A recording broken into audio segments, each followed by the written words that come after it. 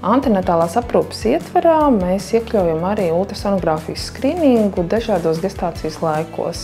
Pirmā trimestra skrīnings, otrā, trešā un arī papildu piedāvājam 3-4D ultrasonogrāfiju bērnu vizualizācijai.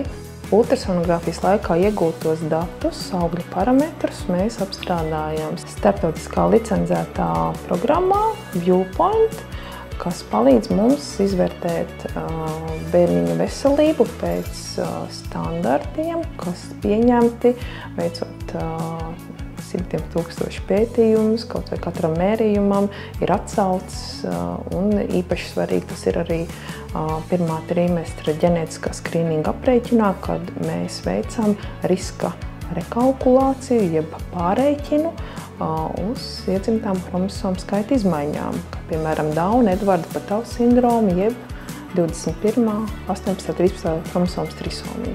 Katru gadu speciālisti kārto starptautisku eksāmenu, lai varētu lietot šo programmu. Tā ir atpazīta visā pasaulē un ļoti atvieglo ne tikai ārstu, bet arī pacientu ikdienu, saņemot rezultātus, kas ir digitāli pieejami ne tikai ārstiem, kas vada grūtniecības, bet arī pašiem pacientiem, ieskaitot visas bildes un datus.